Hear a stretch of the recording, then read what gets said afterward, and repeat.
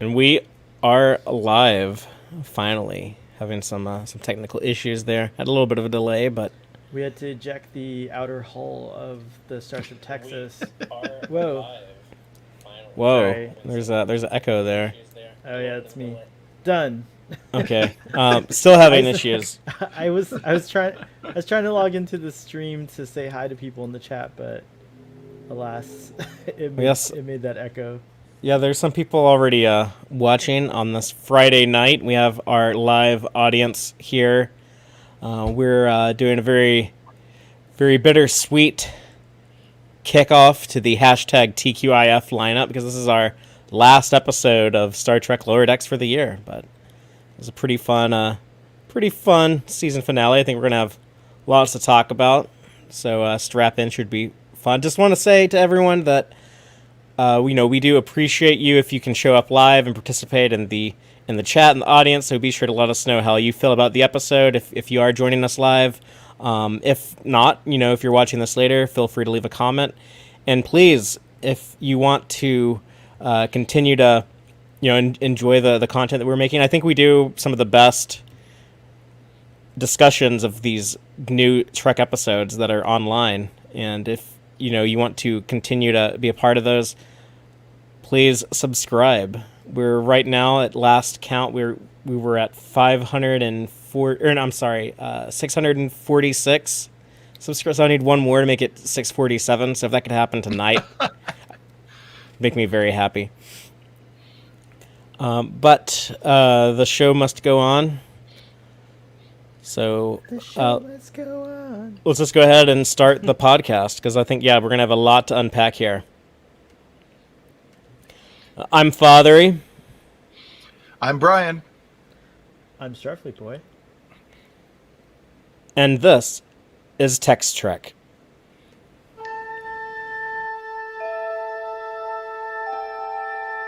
Engage.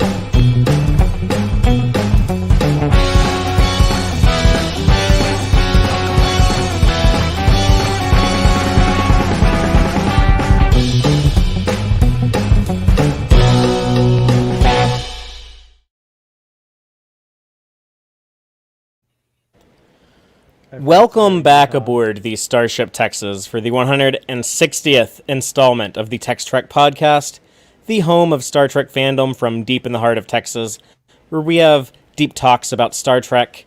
And tonight we are discussing the Star Trek Lower Decks Season 2 finale, First Contact, written by Mike McMahan and directed by Jason Zurek. So to start things off, we're just each going to give kind of our opening statement and express kind of our broad takeaway on the episode, and then we'll discuss it in a lot more detail. But before we do that, just a little bit of housekeeping. I want to remind everyone that this last weekend we had New York Comic Con, and we covered that on the YouTube channel. The podcast audience didn't get it, sorry, but you can just log on to YouTube. Please give us a subscribe while you're there and check out those streams we did. We did one Saturday for Star Trek Discovery Season 4, and we did one Sunday for Star Trek Prodigy. Those were a lot of fun. We had that new Discovery trailer that we talked about. We had the clip and the casting news, some big guest stars coming to Star Trek Prodigy as recurring characters.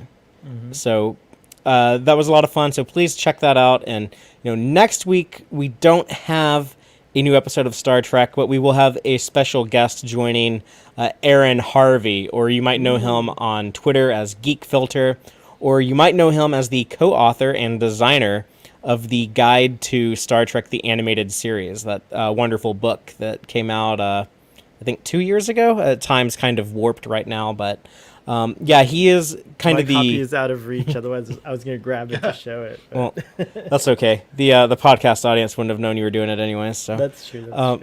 Now but they do. now they do. But yeah, Aaron is kind of the unofficial expert on animated Star Trek, right? You know, he is like the patron saint of Star Trek, the animated series. He was a big advocate for that show getting its justice and getting recognized.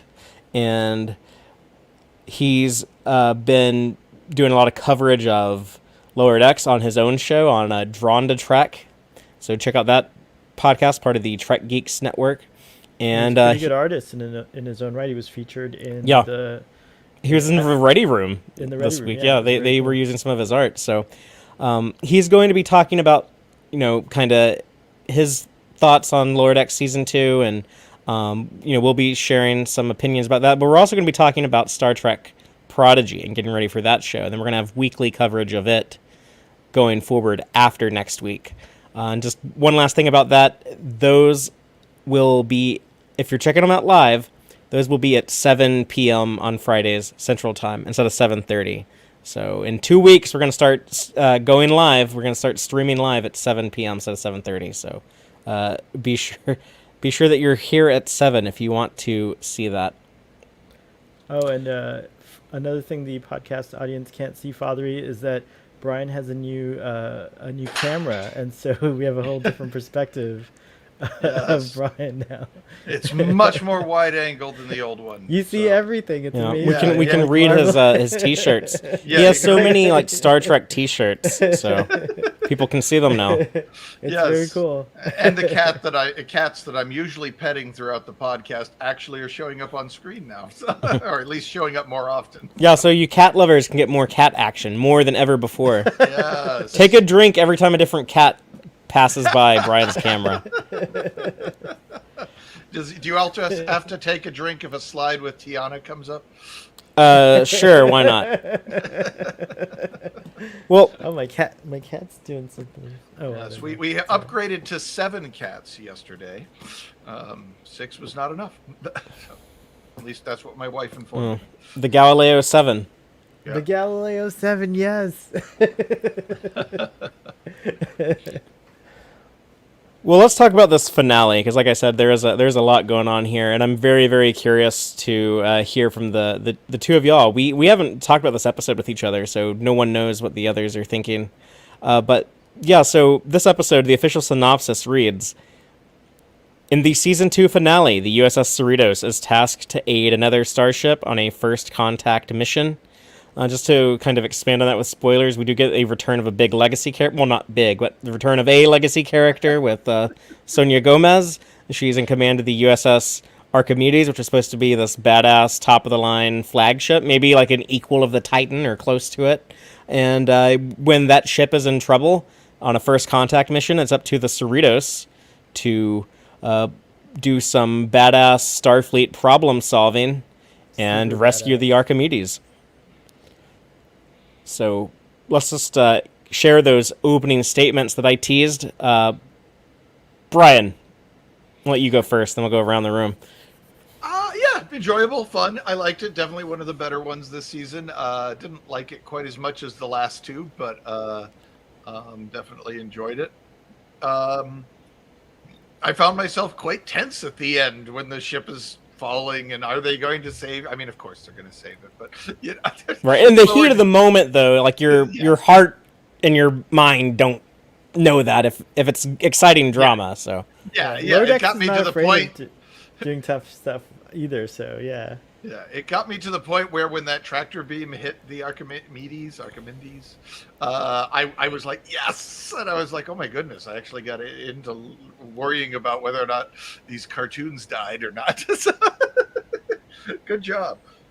Which I have to admit, Lower Decks rarely gets me to the point where I'm super excited about that kind of old style, simplistic tension, countdown clock kind of thing. It's more about what weird twist are they going to put on the ending that usually excites me. I did notice, and this is kind of a thing for all of Star Trek, the moral of the story is, I guess, only hyper nerd girls and bad Starfleet officers want to be promoted. Is that kind of that seems like it's okay for Tilly and Tendi to want to get promoted, but like for everyone else, it's kind of like this awkward, embarrassing thing that you just have to do, or if you want it, then by definition you shouldn't do it. Like Riker is supposed to stay on the Enterprise, and Freeman is supposed to stay on the Cerritos, and I mean, there's examples all up and down through Star Trek. There's the whole bridge crew from Kirk's Enterprise hanging with him on the same bridge on the well, not the same bridge, but the same bridge crew for 30 years, when all of them probably should have been starship captains by well before that happened. I have a Trek explanation for that, but I don't think it's too long for tonight. Okay. That's like a Trek discussion about that. Maybe we're just supposed to say it's a TV show. We have to keep the regular cast together and ignore it, but it always seems to be a bad thing when for somebody to want to be promoted. And Kirk gets promoted to Admiral, and that's a terrible thing. So. But yeah, it was fun. It's, I mean, you can't say it's not a Star Trek message. It's baked into huge amounts of Star Trek, even. So I'm not saying this to complain about Lower Decks or anything. I think all admirals become badmirals. That's why you can't be you can't stay admiral too long. You got to get demoted to captain at some point, so you could find, They're good admirals. Center yourself. Admiral Nagura was good, and so was Admiral Cornwall. I liked.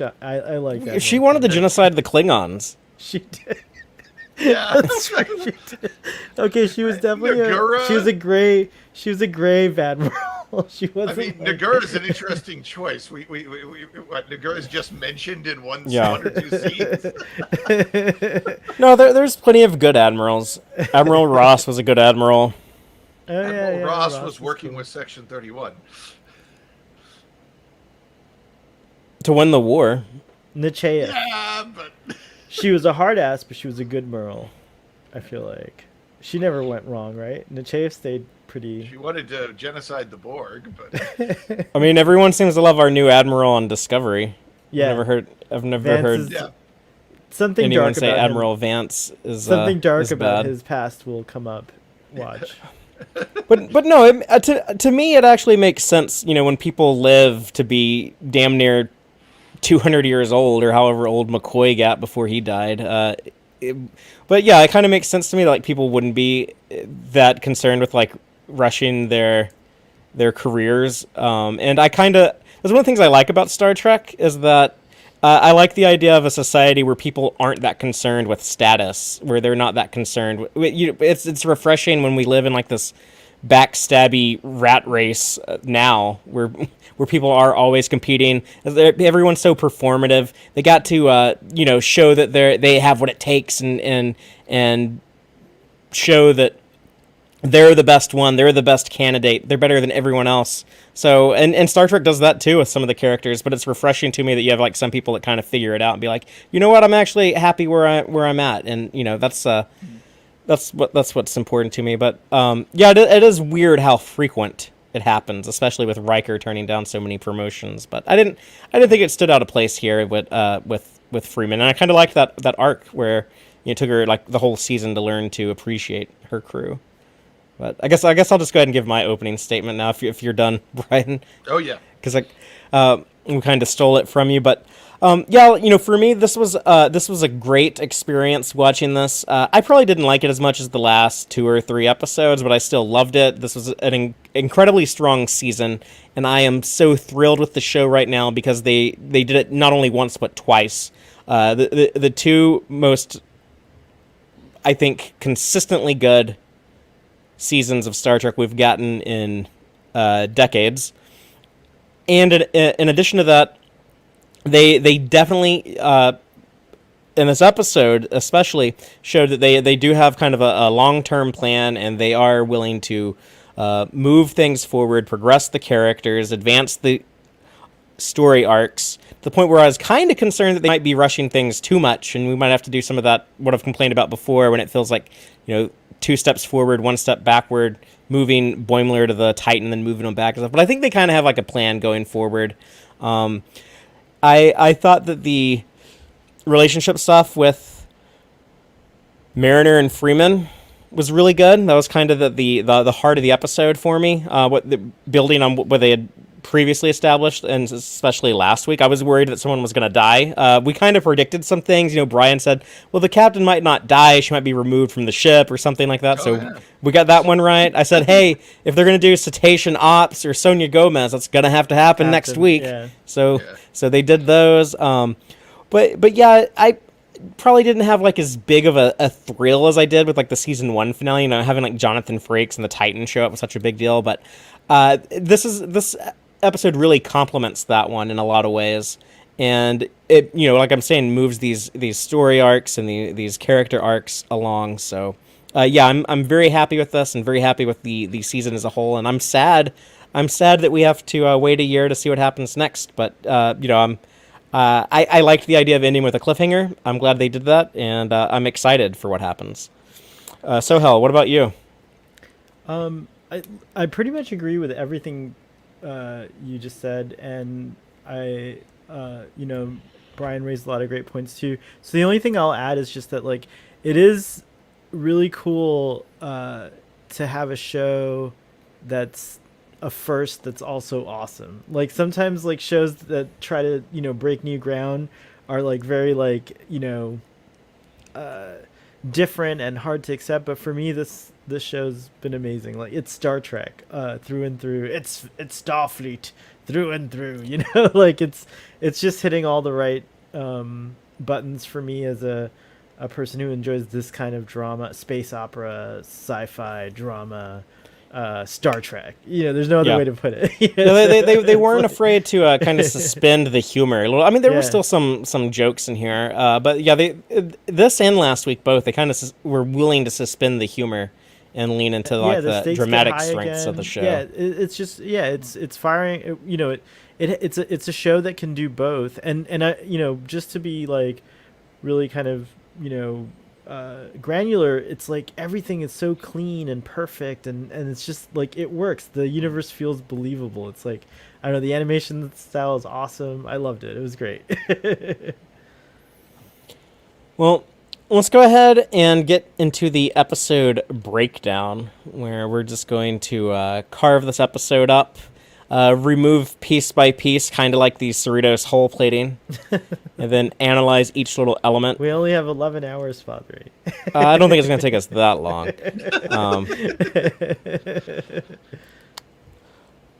But yeah, let's start with the early scenes in the episode that set up the story. The Cerritos is at the starbase, and they have to team up with the Archimedes for a first/second contact mission. And Captain Freeman learns that she's finally getting that transfer that she's been hoping for all season. She's going to get to go to a capital ship. And Mariner, who has been getting along with her mom better than ever before, overhears this, though, and she doesn't take the news well. She doesn't want to lose her mom, and she reacts like an angry brat by blabbing the big news to the senior staff of the Cerritos. And they're all pissed because the captain is leaving without them, and they had to learn it from someone else. And then, we get like this cool Archimedes ship with Sonia Gomez returning. So what do y'all think about... Beautiful new ship. It is a beautiful new ship. Yeah, very strong influences of the Excelsior class, but with a little bit of Sovereign thrown in there. So I mean, it's just an Excelsior with different nacelles and the saucer stretched. That's all they did to it. And it's bigger. And they gave it a Sovereign deflector. I guess I'd have to look at the deflector again, but not that I can really tell. I noticed it was yellow. But there's also a new feature which I've never seen on a ship before. Is like a gigantic delta underneath on the underside of the saucer. But I love that V shape of the old Constitution class pylons, and I loved when John Eves brought that back in 1996 for the Sovereign class. And the ship that I tried to design in the late 90s when I was a little kid and kind of learned that like I couldn't draw for shit. But the Enterprise that I designed, it had these big V-shaped pylons, and I really liked seeing those on a design that I was a fan of, the Excelsior. Yeah. I mean, I literally thought, okay, this is an Excelsior. And then I saw the saucer was elliptical. And I decided, okay, this is an Excelsior that had jettisoned its saucer for some reason. And the saucer was not recoverable. But they decided they built this new, or had a new saucer lying around, or did an experimental elliptical saucer because and obviously at some point the warp nacelles got upgraded. That secondary hull looks exactly like an Excelsior, and Except it's bigger. is it? I mean, I didn't see anything that screamed bigger to me about it, but I wasn't paying super close. Well, just based on its size compared to the Cerritos, the Cerritos is bigger than an Excelsior class. Yeah, and I guess there's also some rubberiness about Excelsior classes because the size that the model builders intended is significantly bigger than how it's usually depicted in the next generations. So there's that also playing with it. But yeah, I like the design. It was cool to see I thought it was an old Excelsior that had been heavily refitted for the 24th century. It's the Obina class. The Obina class. Yeah. It's named after the art director on the show. The neck goes up and out, which is cool too. So it has that kind of a Galaxy class feel to it as well. Like it does get wider as it goes up. Yeah. You're right. Yeah. So it's cool. It's interesting. It is interesting, but I see the heavy influence of the Excelsior. Yeah. The ship interiors, the bridge looks a lot like the Excelsior in Star Trek 6. Oh, did it? A lot like it, yeah. Oh, really? Okay. I it will looked say more like sovereign-y to me. Yeah.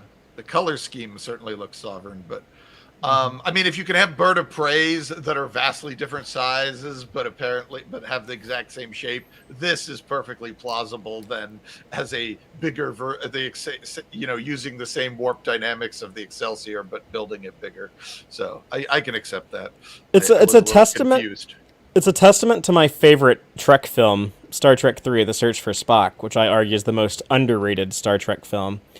Because ILM made such incredible models in that movie that people loved so much. All the ships that are in that movie, basically, they reuse those models a shitload in Star. Like, there's a bunch of Excelsiors, there's a bunch of Birds of Prey, and there's a bunch of Oberth class ships. So there's even quite a few merchantmans that show up. So. And the Starbase, the space dock has popped up. Yeah, that was to the point where we see that design, reused here in this episode. Yeah. They talk about, like, it's just a foregone conclusion that there's going to be big parties at this first contact. When they did first contact with the next generation, everyone was very careful and cautious, and this could go all sorts of directions, and we're really not, we've got to be at 100% here. And here they're just like, yeah, this is going to be awesome. There's going to be parties. There'll be dancing girls. It's just... Well, the aliens were expecting them, as we see later. So I think there had been some form of communication, some back and forth a little bit, but we know that they don't have subspace technology, so we don't, because they were going to set up the subspace communication system. So I don't know how they had chatted, but there had been some type of communication. Maybe they did like the Picard thing in First Contact, where like he beams down and talks to like an individual person first to get like a lay of the ground or lay of the land or something. I just figured that Picard and Troy beaming down to talk to that person was the first contact, but I guess maybe the term is more nebulous than I thought. What was I going to say? I assume there was a bunch of duck blind studies that Starfleet likes to do, or the Federation. I'm hoping they stop that practice. Yeah, that's kind of unethical. Yeah, but that's the only way I can justify that this is going to be easy. Is we've been studying these people for a long time. They're absolutely they think aliens are the greatest thing ever, and they've been all of their fiction is about how exciting it would be to meet aliens. So we know this is going to go well because their culture is just totally primed for this. And that was what kind of if like, they had like What if they had some? I like the idea that maybe they spoke over some kind of subspace. I mean, they could just thing. use old-fashioned radio. Or as radio, long as you're in yeah. the same star There's probably system. folks like monitoring the radio lines or something. You know, like Yeah. every now and then. It's true. Like maybe someone got on a warp ship and like flew to the edge of the solar system and like That's what Mr. broadcast Adventure out in their does. radio. They're like, "Hey, we see your ships out there. Please come visit us. Please come say Oh, hi," yeah. Yeah. or something like that. We're waiting I for you. I suppose, yeah, if there'd been like a formal phone home. invite of some sort, and then this still would be the first time they met, but you know, some Ferengi trader flew through the system and they saw it, and oh, there are aliens out there. And it could also be like I would imagine just like most, you know, every first contact mission is probably, or every first contact situation is probably different and organic in some way, because you could also stumble upon. There's so many ways you can make first contact. You can make it by accident. You can do it on purpose. It could be very intentional. So I imagine that this is just maybe a small group were originally involved, and now the wider population is finally going to get, you know, like the real, I don't know, something like that. Something like what might happen here when the aliens land and you know, like Why do you ruin it by like trying to connect it to our god awful real world? Jeez, Father. I'll keep it in universe from now on, I promise. On a different tack, I just realized while you were talking about it, I think Gomez is a bit of a joke based on the end of season 1. We got Captain Riker. Oh my God, the world goes wild. So this one we get Captain Gomez, which is like, okay, I guess that's a thing. You know, I was excited remember to see her. Yeah, but I'd been looking forward to this all season. Yeah. I always felt wanted like- more Sonia Gomez. It really felt like they went as far in the other direction as they could be and still have a next generation character show up as captain. I mean, could you think of something that would be more obscure than Gomez that still would have any traction at all? By the way, I love that you see Mariner hiding in the bushes, like literally in the background. yeah. It's really funny. I was excited about Sonia Gomez, and I don't think they revealed that she was a captain before, because that was a surprise. So I was kind of like, wow, she really did good for herself. Like, you know, it was like, Yeah, it I was- can't it was remember cool. if she leaked that when she leaked that she was coming onto the show, or if I okay. just kind of assumed, oh yeah, what if they take like that incident and make her a captain? Which The thing I'm most excited about, we'll talk about later. We haven't gotten to that part yet, but yeah, there's so many exciting things Well, in this episode. at this point she outranks everyone in the Next Generation except for Riker and Picard, right? Because this is only 2 years after Nemesis, so I doubt Geordi or Crusher or Troy. Well, we know Troy's not a captain. So yeah, she outranks everyone except for Riker, who's captain of the Titan, her equal. There could be a Which case to means be we- made that embarrassment with Picard made her like so self-conscious and like so like hard-assed on herself, like that, where she worked super double hard to prove herself. And Yeah, I so saw she- Jill on Twitter suggest that might have been her Nausicaan heart yeah, stab yeah. moment from Tapestry. Gomez was supposed to do a lot more in TNG. They had intended her to be a love interest, I character think, more for akin to Geordi like is what I Ro heard. or something in the number of episodes, or O'Brien or something. We're back to good Starfleet officers don't want promotions unless they're kind of, you know, nerdy engineer types, you know, so, or science officers. So. What did y'all think of Licia Naff, I think is how you say her name, coming back to play Gomez? She's also very memorably plays a character in Total Recall who has a short time on screen, but kind of stands out. I'll just leave it at that. I thought that her voice acting was not the greatest. Like I don't know if I could like buy like a whole story centered around her character. Just I know she hasn't been doing much acting lately, so I feel like we got like the right amount. You know, like a little goes a long way. But I was glad that they did bring the original actor back. I thought she did fine, but I didn't. I just sort of assumed. I guess this is probably the original actress. Was my assumption. I didn't think about it too much. She seemed fine to me. I mean, I thought there was a.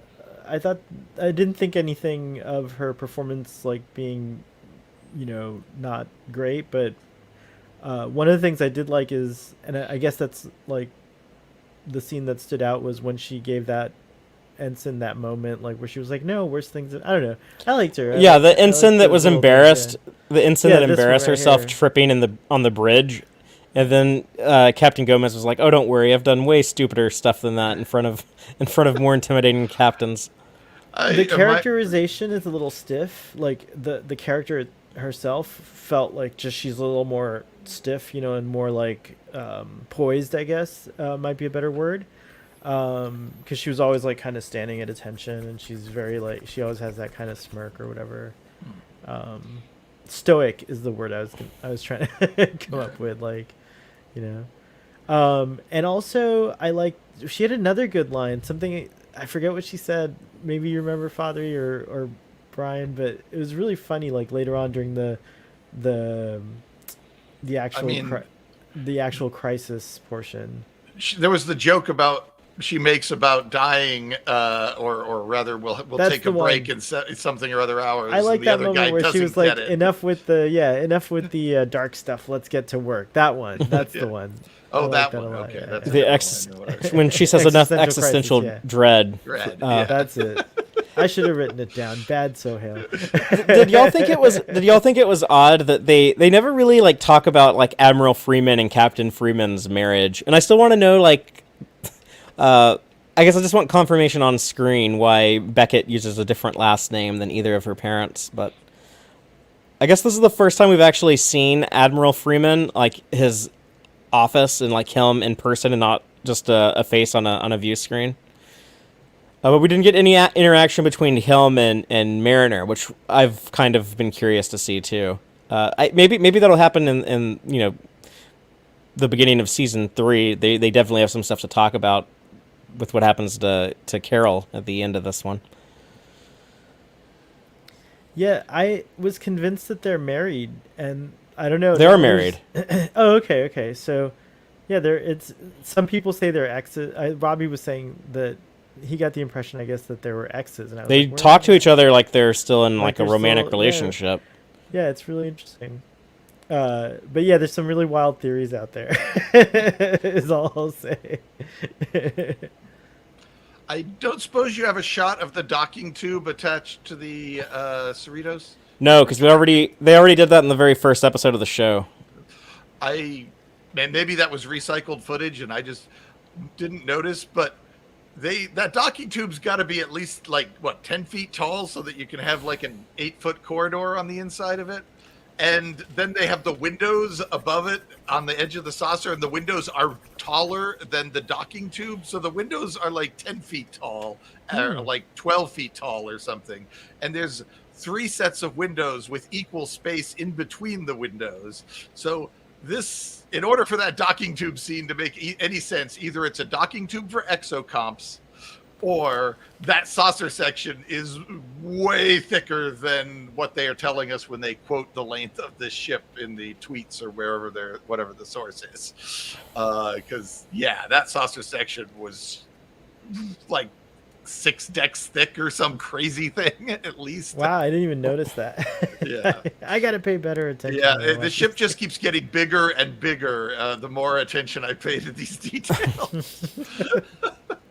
What did y'all think about the Jennifer stuff? I guess we get like that setup at the beginning with Mariner. Did y'all like piece together that like there might have been like something going on there? We kind of saw Mariner have like a little bit of attraction for Jennifer in the I Excretus episode with all of the holographic simulations. So I guessed it, right here. I was like, oh, Mariner is mean to Jennifer because she likes her but doesn't want to. It's like that.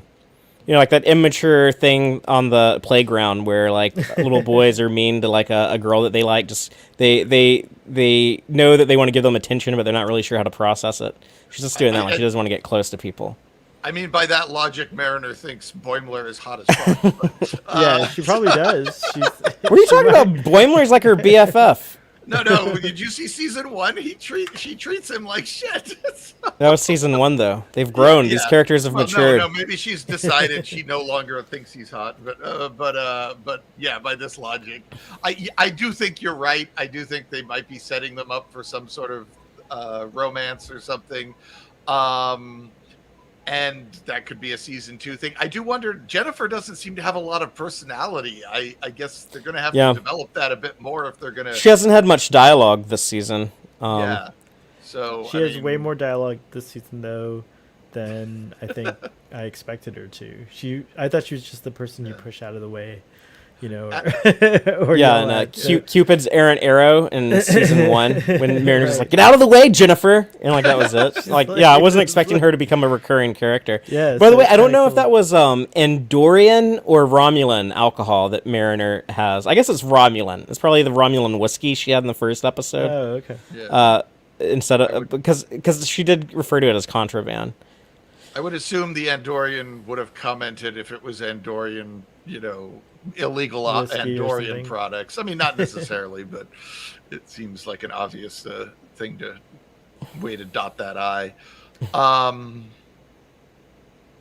Yeah, so I'm excited about Cerritos measurements aside. I'm excited about Jennifer actually because I like her. I think she's cool.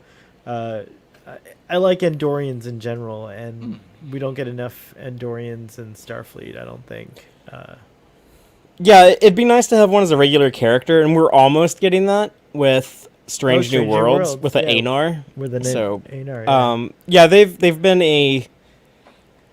in recent years a very common, familiar face whenever you want to show Starfleet or Federation aliens. They always drop in Andorians. We see them almost as frequently as Vulcans at this point. So it's one of my favorite things about Enterprise is watching the Andorian episodes. They're really just great. Yeah, I'll agree with that. And so in this episode, Mariner gets the idea to tell the senior staff about Freeman's transfer from Boimler, kind of accidentally. But it's when they're having that conversation about, do you think that Commander Ransom will move Captain Freeman Day? It's going to throw off, all my plans or my decorations. And then Mariner's like, he doesn't even know about. And then that's when she gets the idea, oh yeah, that's what I should do. And Boimler's like, no, that's not my idea. But that conversation they also set up. They're also talking about diving into the unknown when he isn't Boimler talking about, maybe that's why Captain Freeman wants to transfer. She wants to do something different. She wants to dive into the unknown. I get that. Yeah. So there are kids on the Cerritos. I don't think so. I don't think there's kids. I've carefully watched every reference to Captain Freeman Day, and that is the only explanation that makes any sense with the dialogue as stated in the I disagree. Okay. Well, why is Ransom organizing a holiday that everyone on the ship thinks is for children? Because that happens. That happens at work sometimes when people do something and everyone's just like, I don't want to do this. This is for kids. Why are we having to do this? But everyone agrees it's for kids. It was depicted as being for kids on The Next Generation, and yet Mariner says Ransom is organizing the holiday, a shipwide holiday for this, and I'm like, because not everyone thinks that. Just the people that we talk to on the ship. Mariner says that I like that she says that it used to be a tool to get kids to respect authority, but she says it is a tool. Oh, it is a tool. Kids, it's true. Not but she also tense, suggests that it's not tense. something that's been done in a while. So maybe No, Captain. she doesn't say that. Doesn't she say no one does? I don't know. I don't remember. No, she says no adults celebrate it. Oh, okay. Yeah. Okay. Well, I think it's something that they all roll their eyes at. The people who don't care about it. Well, they are going to a space dock, so it's possible that families are going to meet up to see their parents and uncles and whatever. So there might be kids on the Cerritos for Captain Freeman Day, and she gives a little tour and something during the downtime. So Aaron brings up a good point in the live audience. Speaking of Aaron, hi. Geek That's filter. right. We're using it's like an Avengers and Spider-Man's we're using our made up names. But Aaron.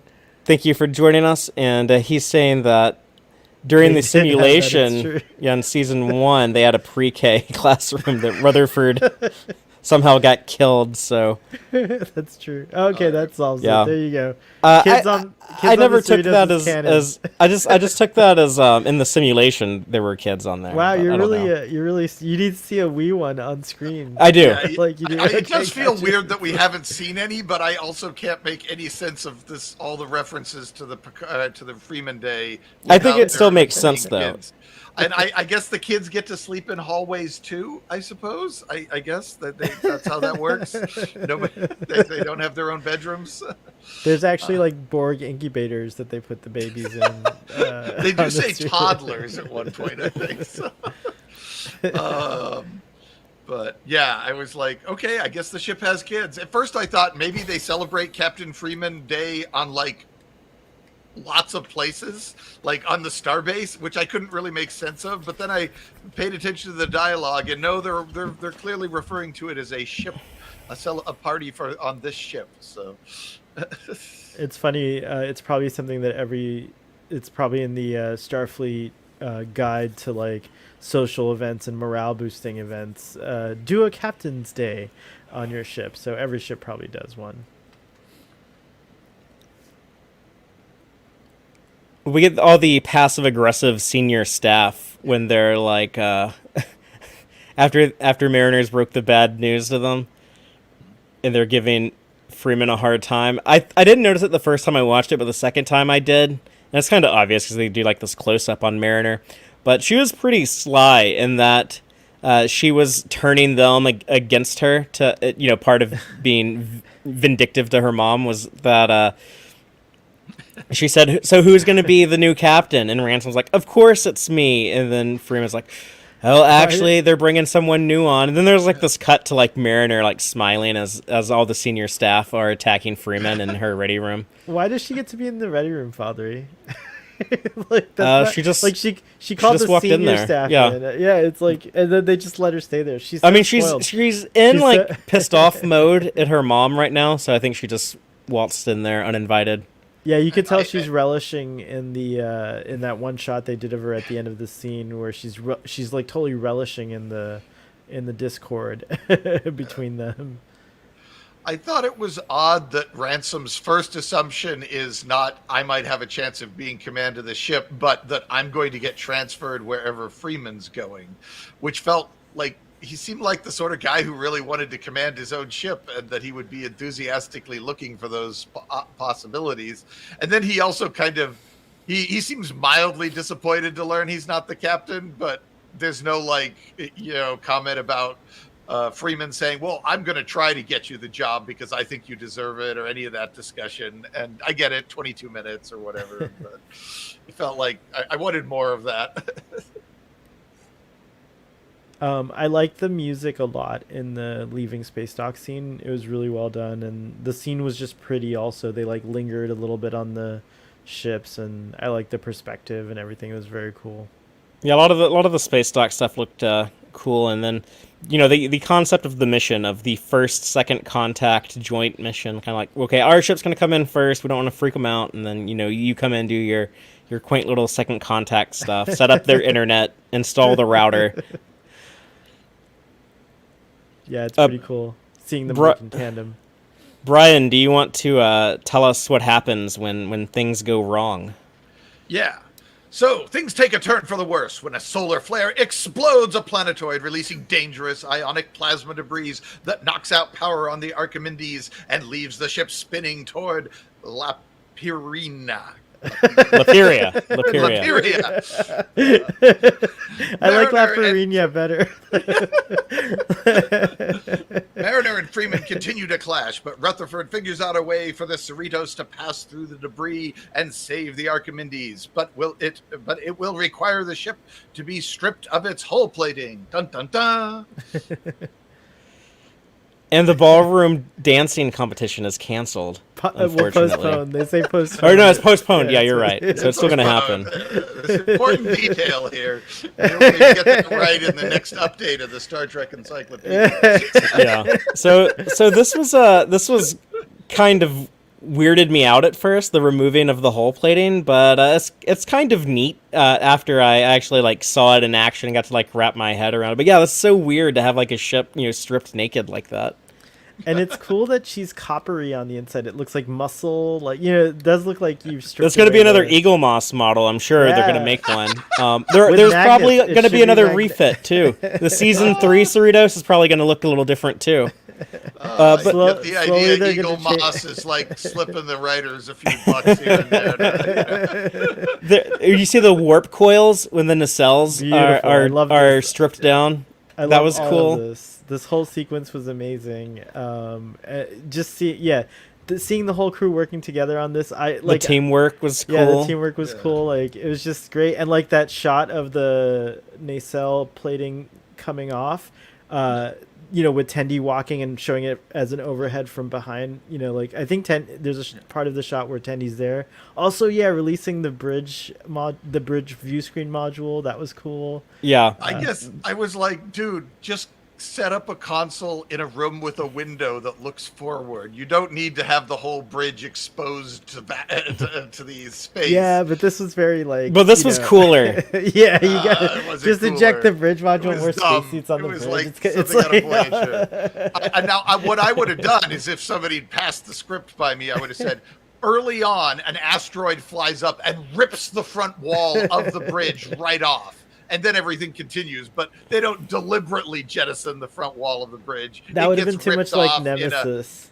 Then we would have said, "Oh, that's too much." Oh yeah, like this Nemesis. show would never copy anything out of another Star Trek series, would it? No, but I did think all of this procedural stuff and like everyone working together and like all the techno babble and everything was just like pushing all the right buttons for me. It was like really cool. The techno babble about why we have to take the whole plating off is pretty iffy. I mean, there's been worse bits of Star Trek logic or lack of logic in the techno babble before, but the idea of ripping the whole plating off is at least wonderfully physical and visible in a way that a lot of technobabble isn't. A lot of technobabble is push some buttons, and if you're lucky, it'll be a different effect coming out of the deflector beam dish. And they even talk about, we could use the deflector.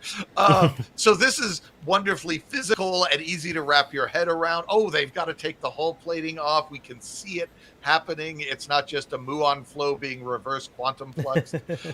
So I appreciate that it's a very grounded bit of technobabble. I assume that what they mean is that Starfleet probably still has polarized hull plating, right? As an like in Enterprise, like in Star Trek Enterprise. Yeah, and that it's always on. Like you literally can't even switch it off. Apparently, you just have to unplug the plates to set. Yeah, I thought it was weird you couldn't switch it off, but whatever, they say that you can't, so I guess you can't. What was also weird to me is that like there is they said that the debris from the planetoid was also in orbit of the planet. Yeah. So I guess it had already like completely surrounded the planet. If they can't like go over, they have to pass through it. But they point that out too. They even have Kayshawn say we can't warp around it, and they're like, no, of course we can. It's obvious we can. It's like, oh, okay, I guess you can't. Yeah, so that was another issue I had. Is the debris, the ship. The Archimedes is in the debris field. Okay, somehow the gravity and magic subspace is pulling it along. But then suddenly it's ahead of the debris field. And I was not clear how that happened. That could have been because of the charge.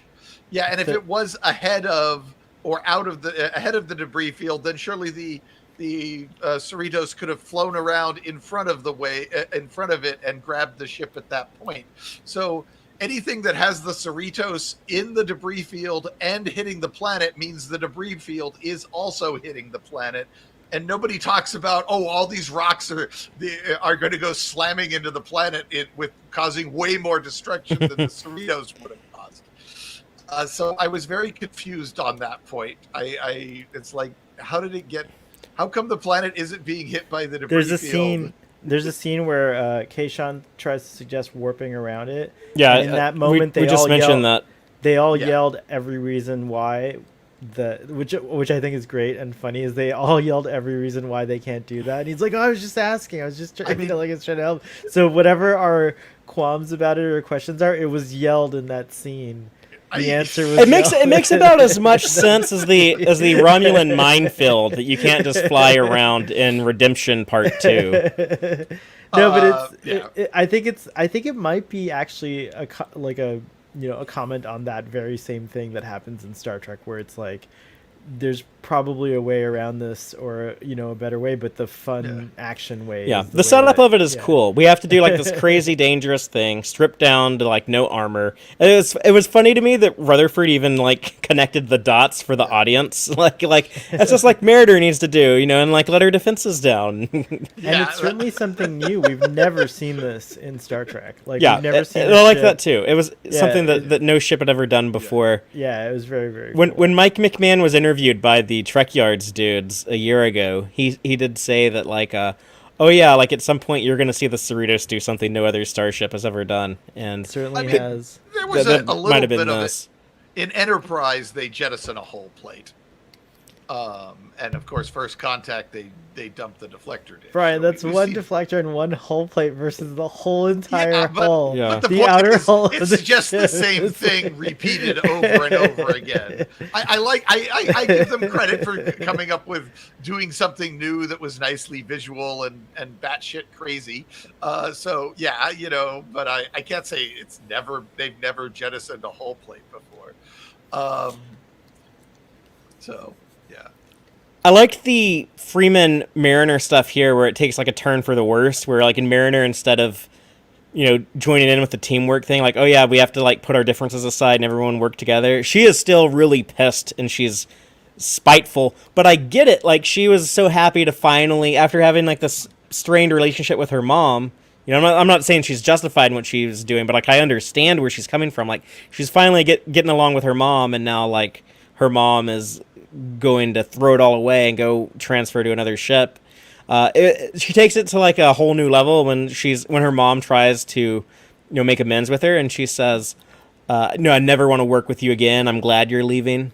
And that sets up kind of the dramatic climax, I guess, that we get momentarily. But they also drop a line in here that or a couple of lines that are clearly setting up a whole nother episode that I don't know if it's a season 3 or 4 episode, but the line about you used to be confident.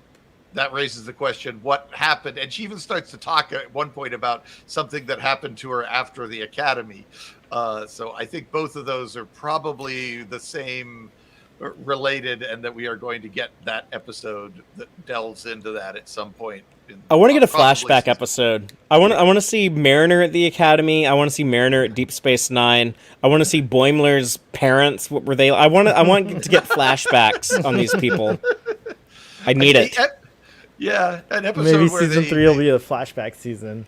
Yeah. Well, I don't want the whole season, but just an episode. More.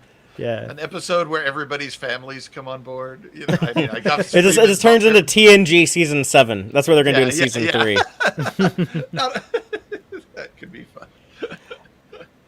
fun. Anything else before we get into our action-y climax?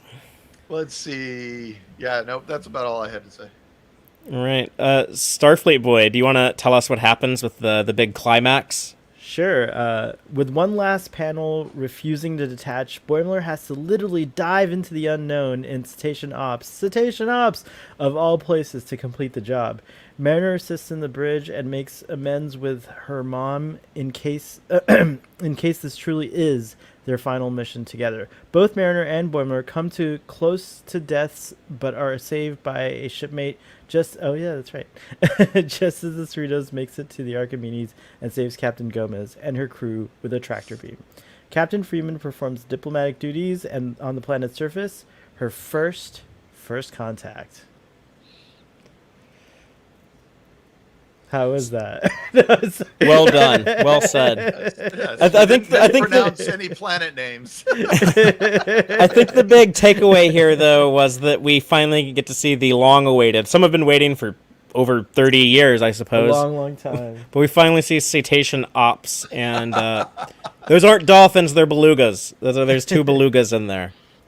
So like basically all aquatic mammals on Earth are in fact sapient, is what we're hearing here. 'Cause You know, there was a probe. The humpbacks are, the belugas are, and we know the dolphins are from the Next Generation Tech Manual, and Yeah. I think they're even mentioned by name in TNG. So basically, all the smart mammals got back into the ocean except for humanity. Humanity was the only mammal dumb enough to stay on the shore. So, There was a probe that came to Earth in the 2280s that was doing some weird stuff with the sea mammals.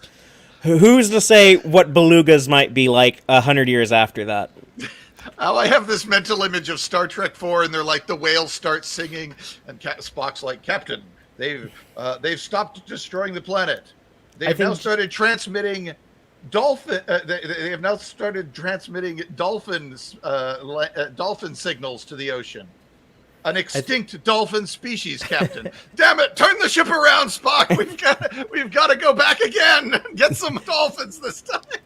I'll tell you what, we've seen the Daystrom Institute. I think I want to see what I imagine. I've always imagined in my headcanon or head continuity that Jillian goes on to establish like a Starfleet version, a Federation version of the Cetacean Institute, and She trained all these creatures to be in Starfleet, is what you're saying. well, I think not just that. Like whales were pretty much extinct all across the board. I think that they needed the humpback whales, but like there's room for a story where the Federation, or at least Earth's, whatever Earth's like whoever decides what happens on Earth, they bring back all the whales from genetic material that they found in archaeological digs and stuff like that. And so they brought all these species back and have been using modern technology and Vulcans. We know that Vulcans can communicate with whales. Essentially, Spock does it, and he finds out a hell of a lot of a lot of information about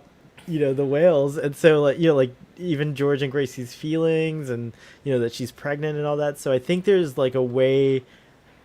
I think they find that like because of the way that they live their lives and stuff, they seem not sapient because they're just like playing all day and like making ring bubbles and like trying to Come skinny dipping with each us. other. Yeah, that's like that's what their life is, just that and eating fish. But it doesn't mean that they're not sapient. They just talk on a different vibe. They're like on a different plane. They're like in a plane of fun. The belugas were weird.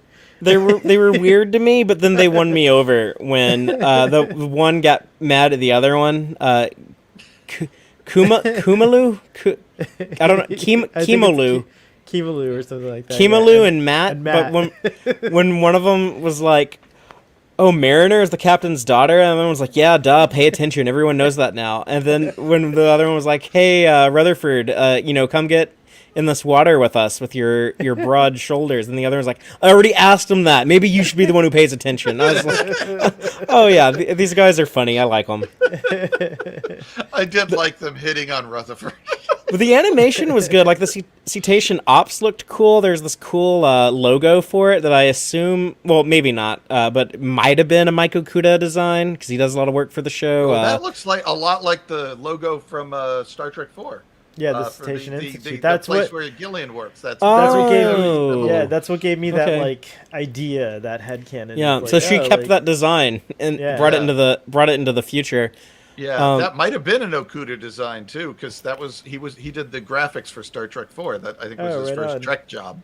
So wow. I don't know. He was on the motion picture. He worked on the motion picture, didn't he? Okuda was on the. I don't think so. I'm pretty sure Star Trek 4 was Okuda's first thing. I know Denise Okuda was in the motion picture. Maybe they did work on it in some capacity. I'm pretty sure it was Star Trek 4 was where Okuda got. If you know, comment or let me know on Twitter. Okuda, yeah. So this is not a complaint about the episode because they established that the ship's basically completely depowered, but it made me realize all Starfleet space suits should have a "Beam my ass up right now" button, because your That's a suit good idea. all the air gets sucked out, and then you can't talk into the communicator to say "beam my ass up," or your suit gets filled with water, and you can't talk into the communicator and say "beam my ass up." And so they really need a "beam my ass up now" button on all their spacesuits, just because that's a really good safety tool. Here they say all the power has been deactivated to try not to attract the bad technobabble. So I get that even if there had been such a button, pushing it wouldn't have done Boimler any good. But it did occur to me while watching this, they need that button. 100%, I agree with that. Speaking of the suits, the animation in the show continues to look so much better than it needs to be. It's really outstanding, and the way that they animated the effect of the light shining off of the water on their suits when they're all arguing about Mariner wants to go and dive in and release the panel, and then Boimler's like, "No, I got this. You need to go apologize to her mom." And then Tendi gives her the speech about we're your family too. Which, Brian, that made me think of you because I know you're a sucker for found family stories. Oh yes, I thought it was an odd point to be pushing that when she thinks she's going to leave the ship at that point, and she's like, "We're all a family. We'll always be there for each other." I'm like, wait, you were just complaining that you're leaving. But that's probably why. That's probably why. She was reinforcing it for herself. But I like that idea. Yeah. In just the concept of this was that this character needs to go make amends to her mom, and she's y'all's friend, so you cover for her and let her go. Because they're either gonna die doing this, or the mom's gonna leave, so she needs to go. She needs to be with her mom and take care of that in case they get blowed up. Yeah, it was nice to see them all behaving like a proper, highly competent, or reasonably competent team. Yeah. I feel like even with horny belugas included. Yeah, because they were fairly competent. Yeah, I do think a lot of comedies of a certain type, if they go on long enough, they start turning more and more into dramas as time goes by. Live action and animated, and of course Star Trek started out as a drama, so it's really easy to get to pull it back in that direction. Yeah, I think you're right. MASH, Cheers. I don't watch a whole lot of sitcoms, but I know people probably have said that about Friends or How I Met Your Mother. Seinfeld always stayed funny, but it also kind of got a little more serious as it went along. Also, I got a big thrill out of seeing not only was it cool, Mariner. I'm sorry. Not only was it cool Ransom having to manually pilot the ship and use his eyes and that little bit of graphic interface he had built into his helmet. That was very Kelvin-y, very Star Trek Into Darkness. But the close up of the RCS thruster. That's one of the things this show does that I think the people running the other Star Trek shows and they're very talented writers, and they're really good at telling those stories. But one of the things that's unique about Mike McMahan is he's got his finger on the pulse of these people who are reading the Next Generation Technical Manual decades ago. What's something they want to see? A close up of an RCS thruster. I love Picard season 1. I know that Shaban was a big fan for many, many years, and he talked about how he liked pulling stuff from the canon. But I don't think he's the type of guy who would this would even occur to him, a close up of an RCS thruster in action. So I think that came from McMahon. No, I'm just kidding. Yeah. Of course, it's that whole vibe. The whole team thinks this way, which is cool. Yeah, I was thinking after I saw this. It seems odd that, we can now easily put fully interactive RCA reaction control system thrusters on all the starships in this new era of Star Trek and have them actually lighting up as the ships maneuver. And it would not be, and it would add a little bit more visual flair, some lens flare in that previous slide you just had up, and just make things, let's show off how much money we have, which seems to be one of CBS's things is how can we make this look expensive? So having fully interactive, functional RCA thrusters on the ships every time we see them do any sort of turn or maneuver or other type of maneuver, I think would be a nice touch. That there'd be fans saying, "But we never saw them before." But I think most fans would just be happy to finally get to see them.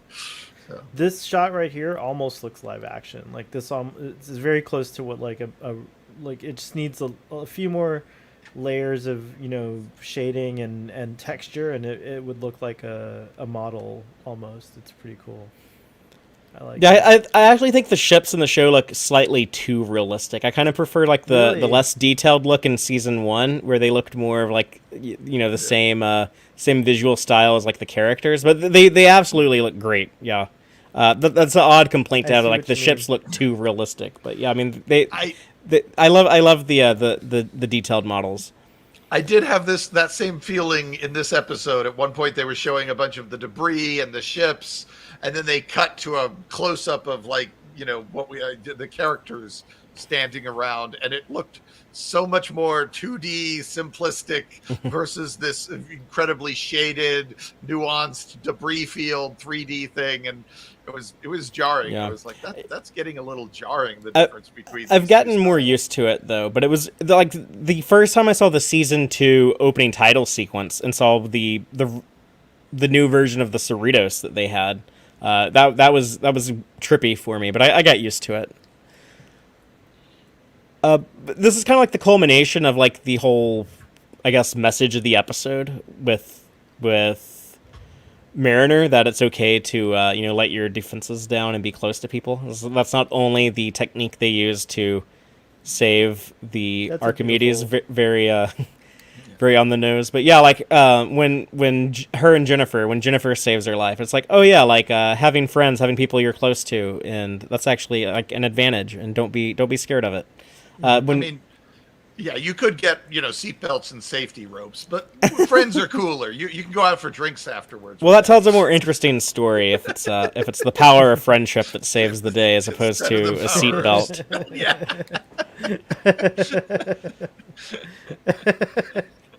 Oh, that's a great shot too of the Archimedes entering the atmosphere that you had earlier. Yeah. So Brian, you talked about how kind of heart pounding it was when the Archimedes is making its fall to the planet, and what kind of got me the emotional moment was when you see all the alien spectators and they're like, they think this is like the coolest thing ever. They're like, oh my god, what a time to be alive. Look, the alien species is coming to our world. And it's like, no, like this thing's about to like crash and blow you up probably. Like you should be getting the hell out of there. We did some duck blind studies and determined that these aliens are psychologically incapable of imagining visitors from another planet as being in any way dangerous whatsoever. That's why we know this is going to be an easy first contact. Well, apparently when you make first contact on Laperia, you go and get crunk, because that's what when Freeman shows up, that's what their leader or whoever he is, their appointed representative, he's standing there with a cape, so he's important. That's just a visual cue that he's important. But he's like, Laperia welcomes you, we must drink, and like the whole crowd goes wild. Like, oh wow, like this kind of sounds like romanticized alcoholism, but whatever. That's, like, hey, infinite diversity and infinite combinations. Y'all have a good time, I guess. It sounds much more fun than having to have sex with Riker's wife or Jonathan Frakes' wife. What are you talking about? In First Contact, Riker ends up in the hospital. The actual first Contact. Yeah, in the first. Not to be confused with the second First Contact, which was Star Trek First Contact, the movie. Yeah. Right. Or the third First Contact, which is called First Contact. Yeah. Jonathan Frakes has to have sex with his wife because of that. I didn't realize that was Jonathan Frakes' wife. She was on Cheers. Speaking of Cheers, they're married. Yes, Holy hell! How did I not know that? I'm pretty sure that's No. Are you thinking BB Newirth? I believe she is the girl the woman from Cheers as well. Yeah, but she's not Jonathan Frakes' wife. No, I don't think so. No. I'm pretty Here, sure I'll that's tell right. you. I He's mean, mentioned maybe I'm talking shit. I don't know. If you're wrong, I'll cut it out of the podcast so you Okay. sound smarter. And if you're right, I'll cut out the part where we're questioning you. Jeannie Francis is his wife currently, so she may have been his wife at one point, but Jeannie Francis is his current wife I'm pretty sure it was his wife of at the like time, 40 but- years. Just Yeah. FYI, no, of like Yeah. 30 years. No, I don't know.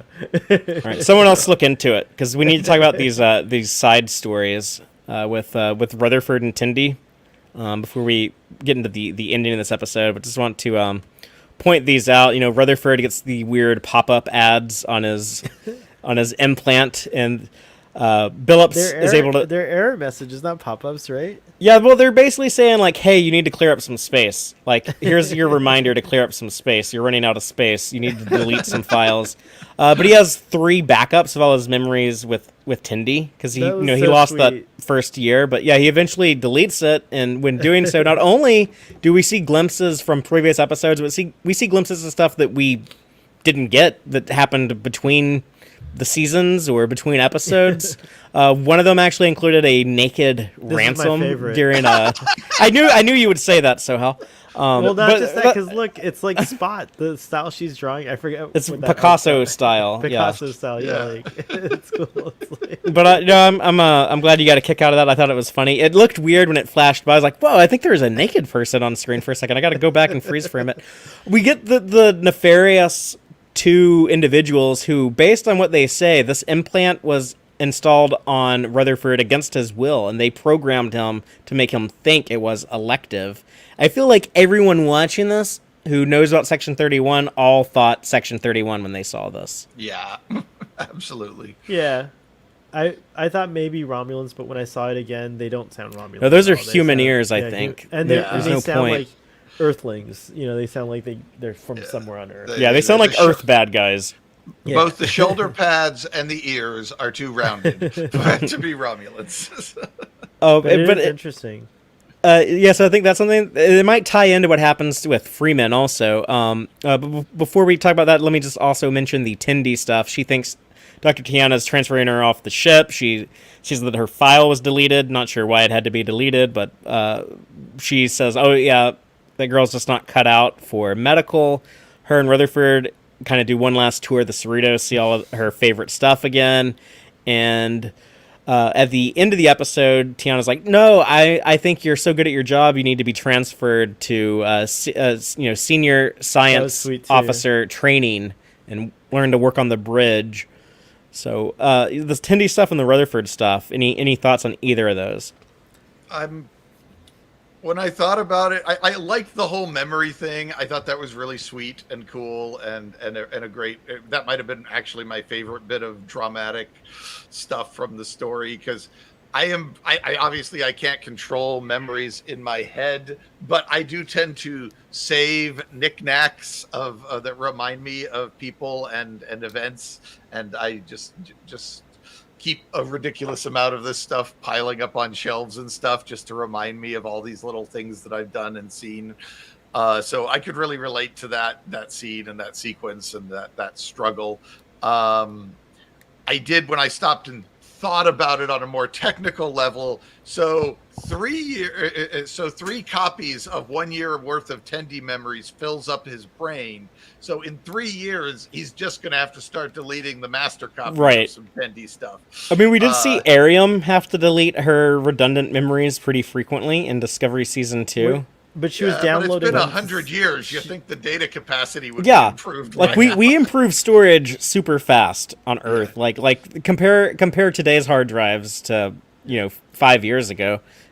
She was also able to download difference. her. Right, she was also able to download her memories too. So maybe older memories you archive in the cloud, but more recent memories you keep in your head or whatever with a base operating system. Has no one told Rutherford about off-site backups? Or just put it in the cloud. Yeah. Just they don't have cloud computing, and it's like everything's just stored on like the onboard computer.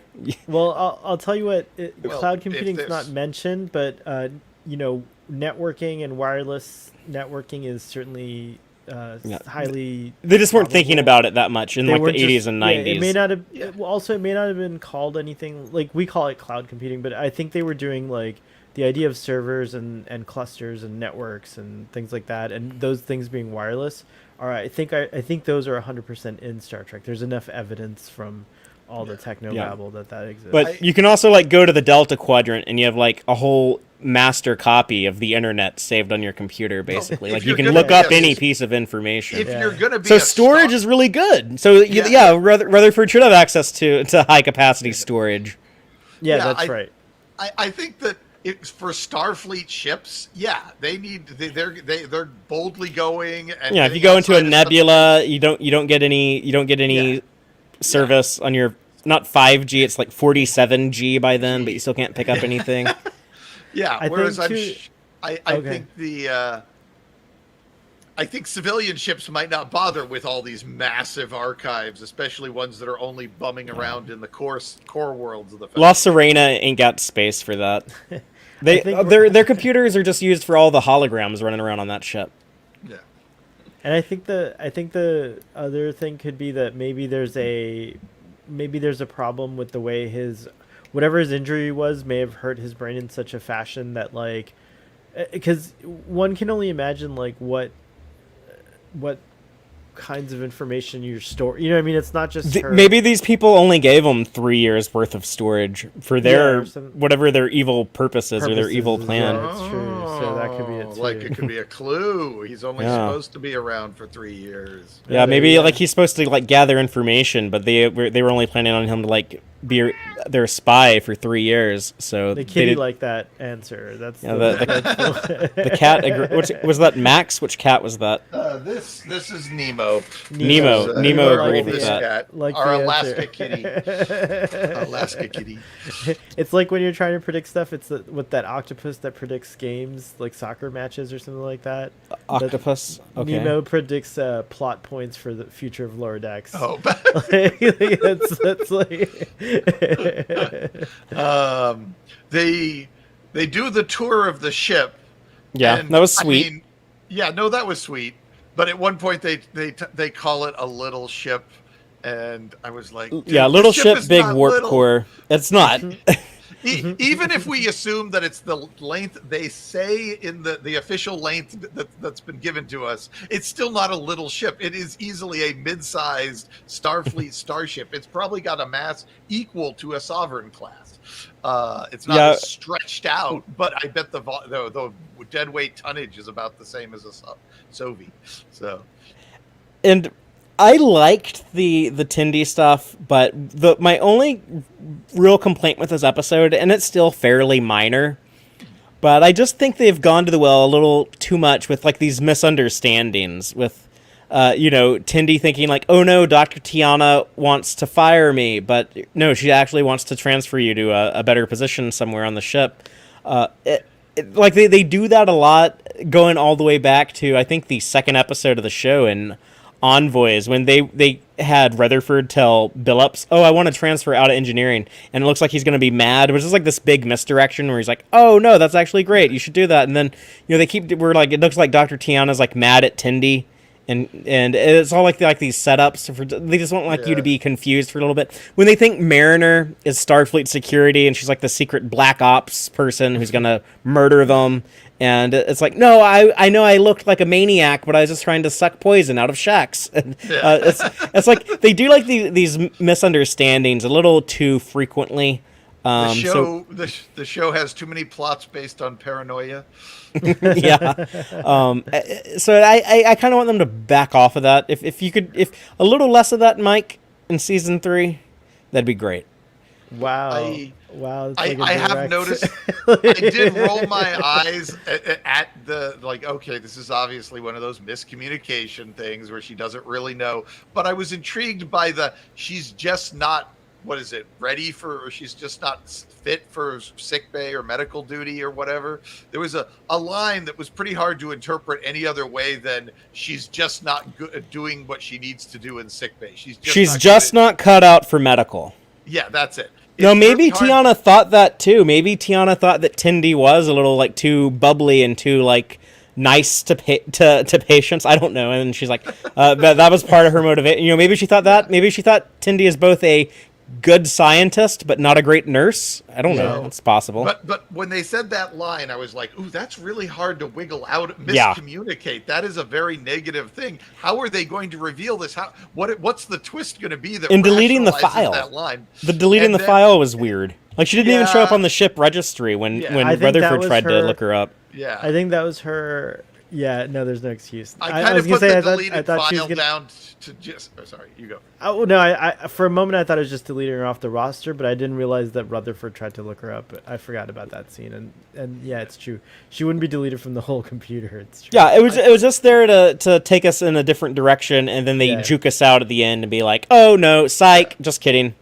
Yeah, but what upset me is that when they reveal the truth, it doesn't explain those data points. It doesn't rationalize the deleting. It doesn't rationalize. Yeah. It doesn't fit with that line that we heard Tiana say, which made it feel like a cheap cop-out rather than something clever. So, yeah. For sure. I kind of felt this was one of the weaker of those paranoia and misunderstanding stories. Brian, did Holly enjoy Dr. Tiana purring like a cat when Tindy gave her a hug? Holly and my best friend who was watching it with us both went nuts. They were like, cat purr. They really dialed up the Tiana is just like a cat jokes in season 2. They avoided it all season 1. There was one point where I think in a not moist vessel. What was the one with like the junkyard? I can't think of the name of it right now, but the one with Fletcher, Ensign Fletcher. Oh. But anyways, like in that episode, Mariner says Dr. Tiana's like, oh yeah, she's just a cat in a coat, which is kind of racist to say about Caitians. But other than that, like they really didn't do that in season 1. Season 2, this is nonstop. She likes to play on a box. She likes to run around on all fours. She'll go hide if she thinks you're taking her to the vet. So. Yeah, I think I like the purr. But they did overdo it. I would have lost the whole go to the vet thing. I think that one losing that would have helped a lot with the feeling that they overdid it. I thought both scenes were sweet. I just thought yeah, you're right. When you scrutinize the little details here, they don't really hold up very well. But yeah, overall the scene was really cute. But the Rutherford thing really touched me a lot. That I just thought it was sweet because I was like not sure how it's hard to read how Rutherford feels about people. He's pretty pretty one-toned about things most of the time. So you can't tell if he's more sweet on someone than someone else. He treats everyone pretty much the same kind of. So here it was a clear evidence, I think, that shows he has some kind of like deeper fondness for Tendi. So I don't know if it's romantic or platonic, but he definitely has a stronger bond. Because he is nice to everyone. He loves Shax, he loves Billups, he loves Boimler, but like he definitely like has more of a connection with Tendi than anyone else. And so they illustrated that. But he takes her leaving the ship fairly chill. He's like, okay, well, we'll do a tour of the ship. He just focuses on cheering her up. He doesn't seem to have any real angst, and there's no attempt to, we'll find a way to stop this. There's no hint of that. They don't even suggest trying to, go above Tiana's head or anything like that. Right. So. Anything else before we talk about the ending of this episode and our cliffhanger? Nothing else about this. Is another cool part of the episode. All right. Well, we have the big Captain Freeman celebration, which gets repurposed into a happy first contact celebration. Freeman's first contact. She's feeling good. We have Jennifer and Mariner have a little heart-to-heart, and I guess they're going to be friends, and I think more than friends.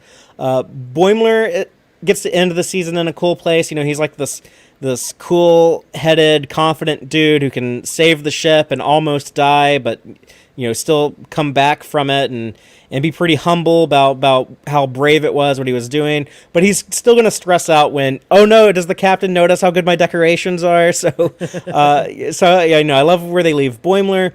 Freeman comes to the realization of her arc.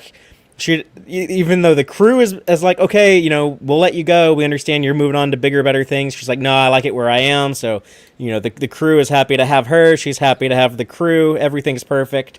Then Starfleet security is all of a sudden, hold on, you're under arrest for blowing up Pakled planet. We have evidence you conspired with Klingon extremists. They slap the cuffs on her and they walk her out. It's like a disgraced captain being escorted off the ship, and we end the season with the to be continued in TNG style font. It's so good to see that up on the screen. And we know where the ready room is. We know where. We remember when we did where pleasant fountains lie, when we were wondering how is the ready room on like the side of a saucer, but it's like on that upper little saucer where the bridge is, and not on the outer saucer. So that kind of makes sense now. We know. Yeah, it's true. And again, that window shot makes this ship look huge, like way bigger than they say it is. that thing is like, look, that. Are you accounting for the millimeter of the lens and the diffraction and also? Well, no, I'm just looking how tall they are relative to that window, and then it's a tall window. It is a tall window. It's an 8-foot tall window. Yeah, and so then how many? There's like a whole floor above them and a floor below them. So that whole pancake there is at least a floor, at least 3 floors, maybe 4. Then you start looking at how many other floors there are underneath it that are as thick as that pancake. There's like you got like what 3, 4, 5 decks just in this one slide you've got here. In one of the latest publications about Star Trek ships, I can't remember the name of it, but the Cerritos is misprinted as being ginormous, but maybe this is the Eagle Moss. The Eagle Moss or Hero Collects or whatever their other name is. But it was Hero Collector. Yeah, there we go. But I think that might actually be the accurate size based on some of the things that we see. But just as far as like the story goes here, this is kind of an interesting place to go into. I hate to laugh at the misfortune of the Pakleds, but this cracked me up. The fact that they blew up their own planet. I'm sorry, it looks so funny. It's really blown up. There's obviously some falsified information here. Someone's claiming that. I mean, maybe Freeman did it. I don't think the show is going to go in that direction, though. I think we will get her back on the Cerritos, but there's some cool stuff they can do going into season 3. Like they could have a Jellicoe type, or maybe Jellicoe himself. Get Ronnie Cox in the recording booth and have Jellicoe come be the new substitute captain. They might have Ransom take command, and they have to do some, break the rules to go rescue Spock from the Genesis planet type stuff. They have to steal the Cerritos from space dock and go save Captain Freeman, or go find like evidence to clear her name. Maybe T'Lyn, our Vulcan from last week. She was there with the Pakled encounter. So maybe T'Lyn will come into play. We know she's on her way to Starfleet, so maybe she'll have a role to play. There's a lot of stuff they can do, so it's going to be very exciting. Stage for season 3, I guess. Yeah. I did note Starfleet is completely convinced that she did this. This is not, we found some evidence, so we better go. Yeah. We have to arrest this captain and do a full investigation. This is like, we busted you. You are totally guilty, and we have 0 doubts. Or is Commander Mandel, who's commanding this security team, is he in on the conspiracy against her? Yeah. Does it tie into those Rutherford people that were installing the implant? Well, is it Section 31? Aaron just made a comment where he's like, maybe Rutherford did it and didn't remember, or doesn't know he did it because he's like a Manchurian candidate. Manchurian Rutherford. That sounds like the name of an episode title. That could be actually the Manchurian Rutherford. Or the Rutherford candidate. Okay, so if we see season 3, episode 2, the Manchurian Rutherford, we're gonna have a pretty good idea what's going on. We'll be like, we predicted this one too. And you are completely right.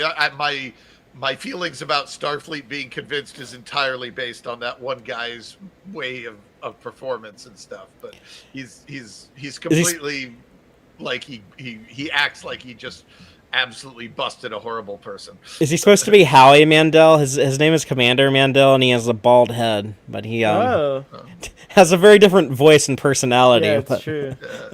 I don't know if that was supposed to be an in joke. Probably not. It's a decently common name, I think. The performance was so stylized that I started to wonder if this is somebody I'm supposed to recognize, but obviously not, or you guys would have mentioned it. So. Yeah, it kind of does have like that formality of like you're supposed to recognize it when he's like, "I'm Commander Mandel." It's like, oh, am I supposed to know who you are? Do I need to Google Mandel on Memory Alpha or something? Yeah. But I think there is something larger at play here. I think we're going to learn that the Klingon captain, Dorg or Drog or whatever his name was last week, I think he wasn't the only one involved in weaponizing the Packlids. I think someone is maybe trying to cover their tracks, so they had the bomb go off on the Packlid capital, and now they're trying to frame Freeman. But, you know, this episode does exactly what it wanted to do in that it ended the season. It ended like a lot of these arcs, but also in these last few minutes positioned things for a cool season 3. It's a lot like the Discovery season 1 finale, Will You Take My Hand, I believe. When they end all the Klingon War stuff, they get Burnham back in the good graces with the Starfleet command, and oh no, all of a sudden here's the Enterprise. Get ready for season 2. So it's kind of that same tactic. But I thought all of this worked. It was very effective. Again, I think the show has a very good idea of what it wants to do and how to do it. Yeah, I would agree. Might not be everyone's cup of tea, but it's it knows what it's doing. It's my cup of tea and coffee. Mine too. Yeah, this is my favorite modern Trek show. I enjoy it. I don't know if I'll go so far as to say it's my favorite Trek show. It's Brian's drink of water after a long crawl through the desert. Lower Decks is, oh, you don't have Coke? Okay, give me a Pepsi. I never drink Pepsi, but yes, it's I can the relate choice to of that. the next generation. Oh, that's right. Did they ever do any tie-ins with that in Star Trek? I wonder. No, I don't think I remember seeing not directly. Pepsi There was a ad. whole bunch of they did do a bunch of sci-fi future stuff with their commercials. I remember the their Next Transformer Generation. Pepsi and Yeah.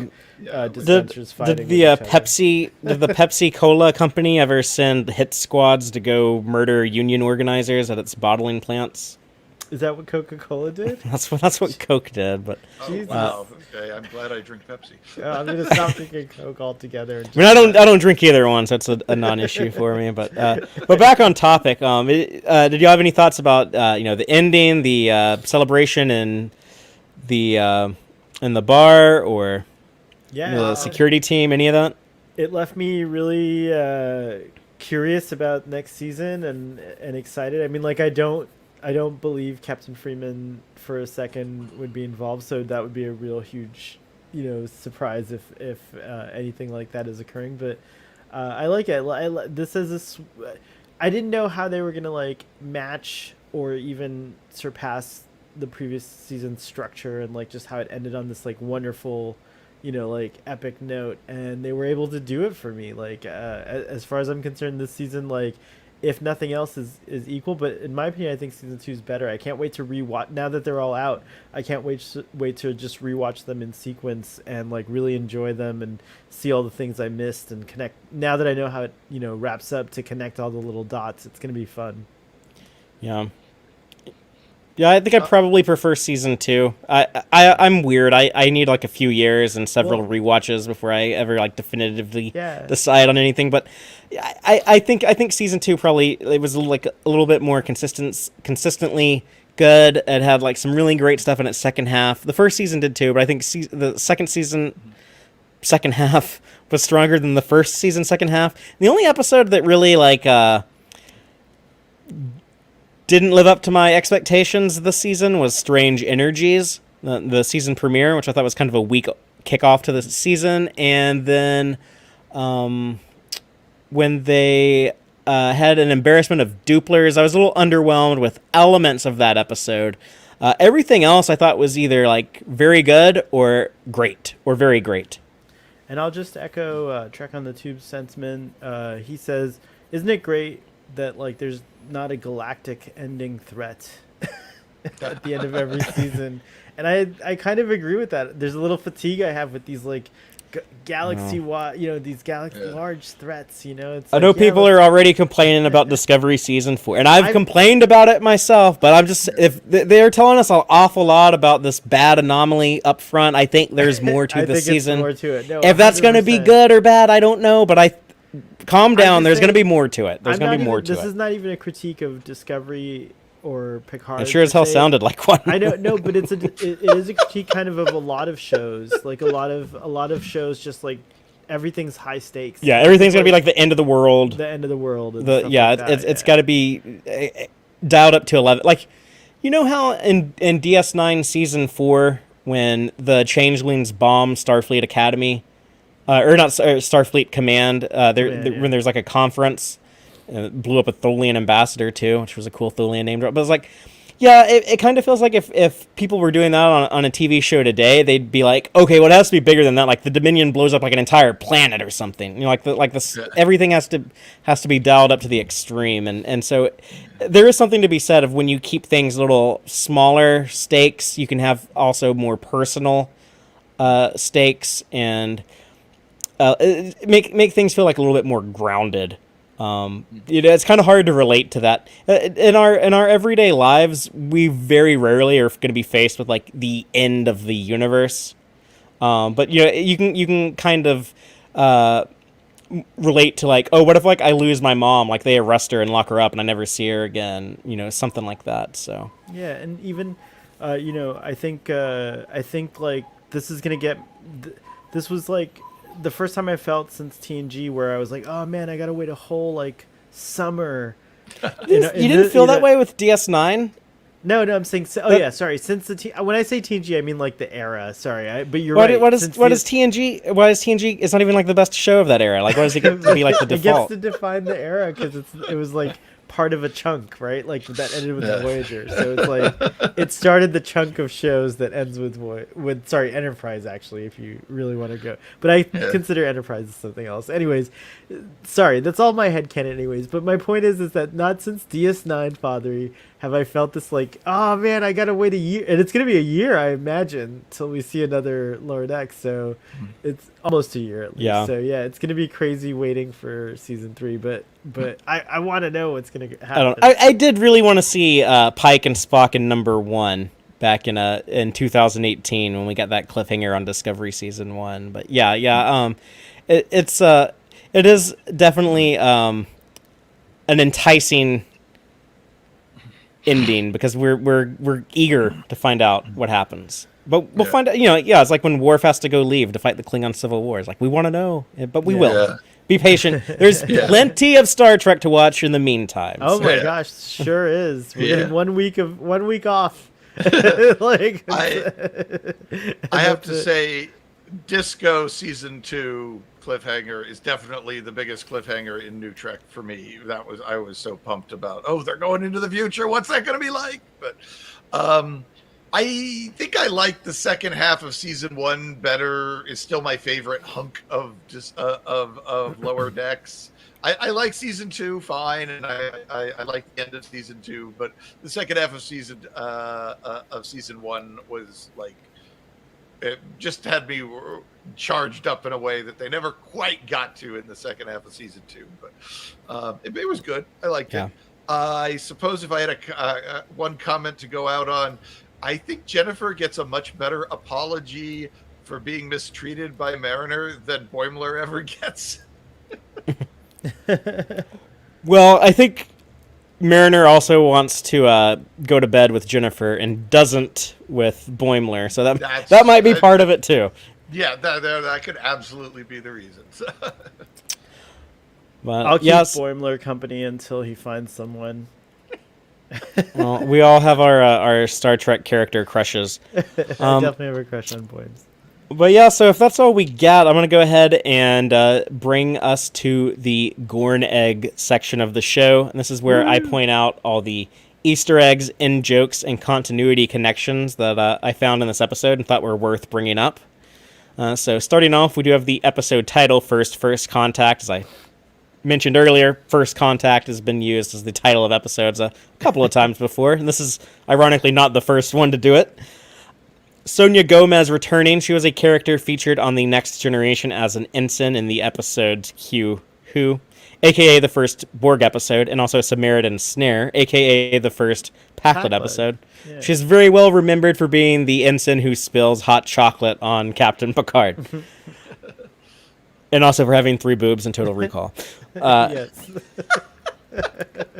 Captain Freeman Day is obviously based on Captain Picard Day, and with similar banners even. We saw that back on the Next Generation episode, The Pegasus.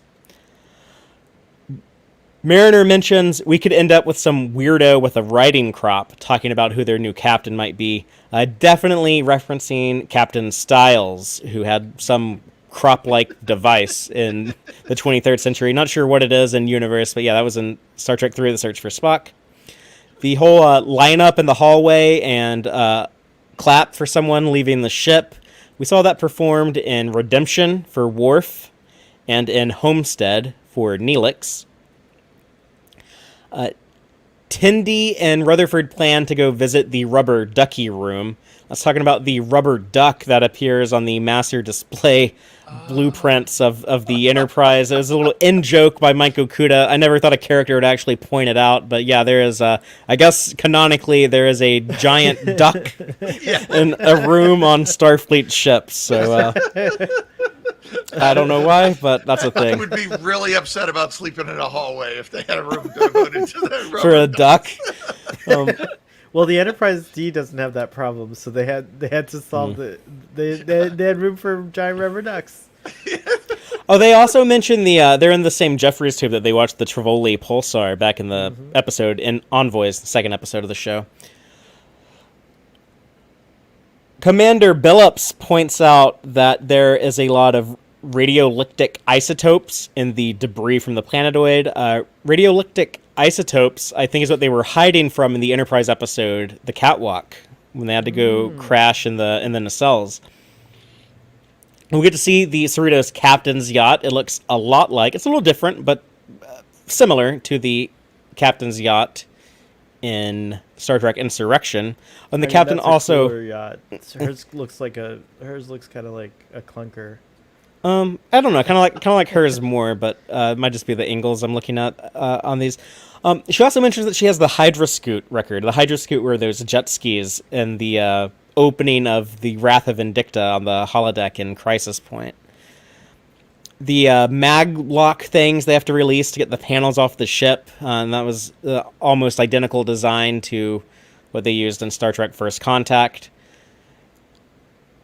The manual steering column that Ransom used was first used on the Enterprise E in Star Trek Insurrection by that first officer, by Commander Riker. Also, Ransom Ransom mentioned, speaking of envoys, he said that there's nothing like the feel of a. How did he describe it? Like the hot throbbing joystick in your hand. Yeah, it was very very colorful description. There's a pedestal for a joystick on the Enterprise E. That's canon. Yeah, on the Cerritos, it comes out of the chair. I like that a little bit more because you don't have to stand up. It's true. Yeah, and conceivably you could operate the joystick while wearing a seatbelt in the. Unlike Riker. Yeah, who, if the ship shakes, is going to yank the joystick and send the ship flying out of control. So. Yeah, don't rock the ship. Also, it's kind of like when Captain Picard had to manually pilot the Enterprise in Booby Trap. But at least he did it from he did it from the console, it was just, I don't know, it felt more real than a joystick. Riker also eyeballs reconnecting the saucer and the drive section and he had to do some badass piloting in Chain of Command Part 2. Yeah, it's true. Yeah. Jennifer's space helmet, when she's wearing the environmental suit, has the little Endurian antennae things on the top for her antennae to fit into. Very much in the same style as Harry Mudd's Endurian space helmet that we saw in the Discovery episode Magic to Make the Sanest Man Go Mad. Given that the antennae show up all over Andorian heads, you have to have a wide variety of helmets available, just even for an Yeah. all Andorian crew. Yeah, is it a TOS Endorian? Is it a TNG Endorian? Is it a Enterprise Endorian? Remember the TNG Andorian with the super long antenna? The less said about that, the better. That's my People favorite going to say Andorian. that's the best Star Trek show ever. Did you see their damn Endorians? Pitiful.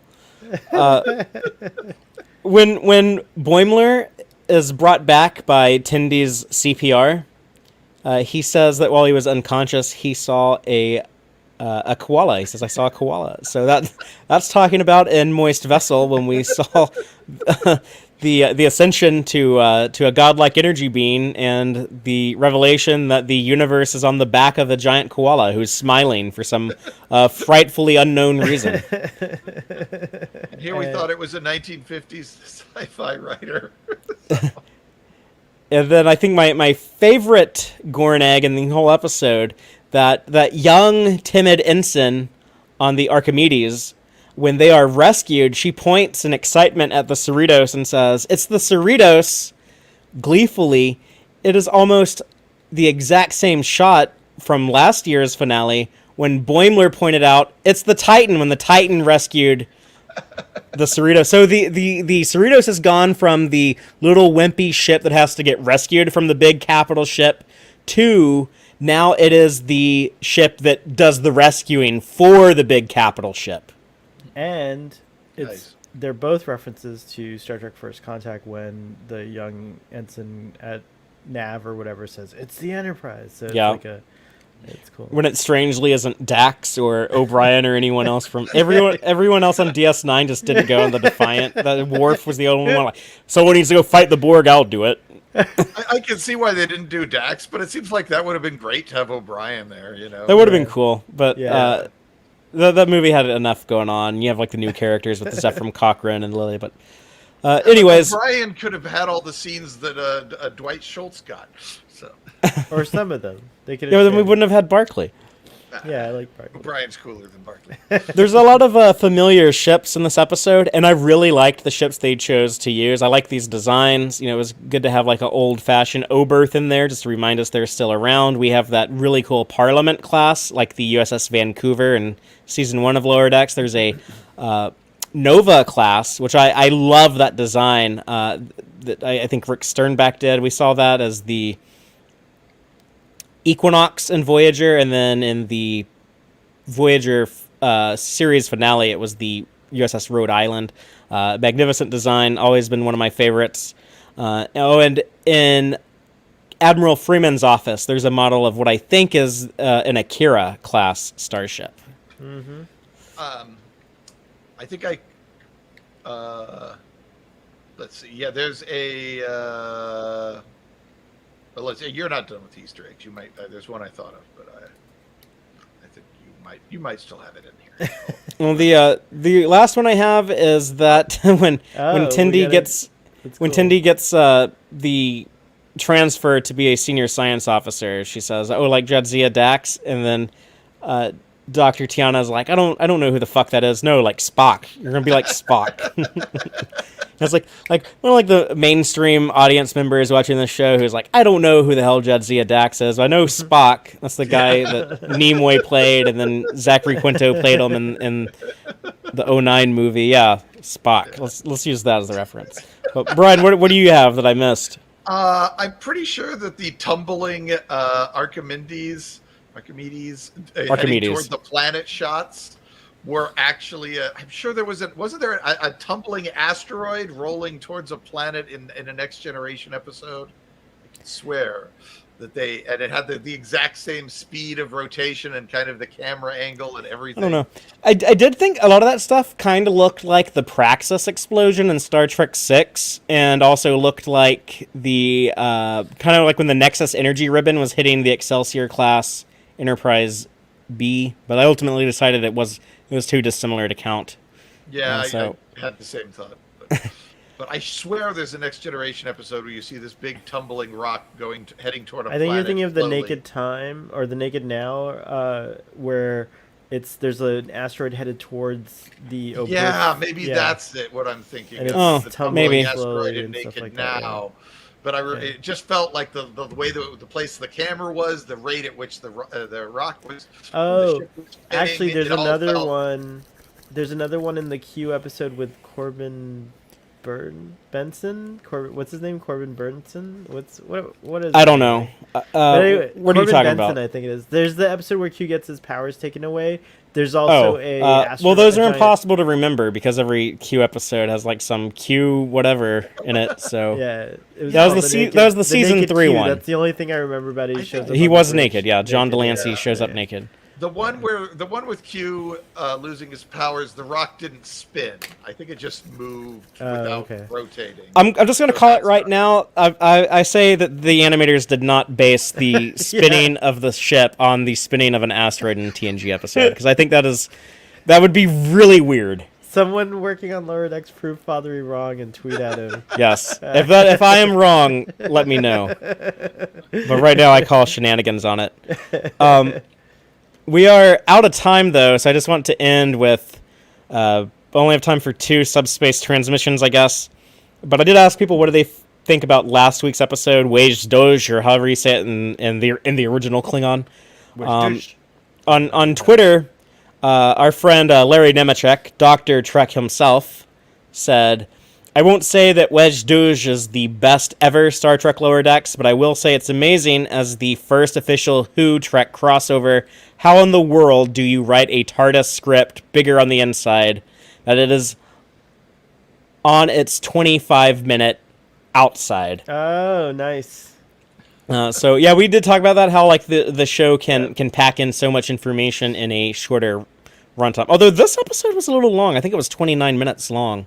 So they had to go a little bit longer for the finale, and also I just want to, if somehow this does get relayed to the people who do work on the show, just let them know how thrilled a lot of the fandom is to have Lower Decks. I see a lot of comments like this from AJ, who says, "Just when I think Star Trek has delivered on my every story, wish, and dream, they take it a step further, knowing what average life on a Vulcan ship was like, one of my all-time favorite episodes." So yeah, so a lot of people really appreciate what they're doing with Lower Decks, and that they are showing us new things that we haven't seen before.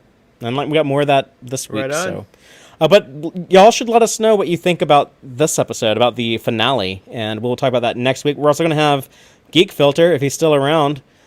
He's going to be around next week, and we're going to be talking about this whole season of Lower Decks. We're also going to be talking about Prodigy, and getting our hopes out there, our expectations. We might get a little bit of idea of kind of the vibe of the show, because I think Aaron has seen the first episode.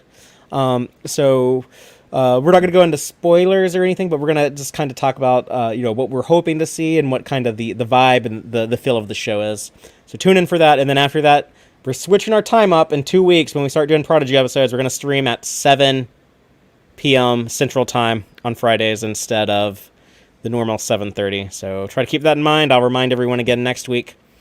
And as for tonight, those of you that are watching us live, everyone needs to go to the Boat Wreck YouTube channel right now, because in a few minutes, we are continuing the hashtag TQIF lineup with some late night fun on the Boat Wreck After Dark show. So I think I'm going to show up over there. Nice. I think Me some too. other cool cats might show up. So check that out. I'm off. I have no work next week, so Starfleet Boy is going to try to do a stream every day next week. So keep an eye on Twitter. It's going to be a little impromptu, so I can't give you any times yet, but yeah, stream a day. Okay, so Aaron is still here. And Stress Free K says, thanks for a great chat. Thank you, Stress Free K. Thank you, everyone who tuned in for this season of Lower Decks. I hope you give Prodigy a shot and come back to be part of our conversations about Prodigy. And until next time, as always, live long and prosper, y'all.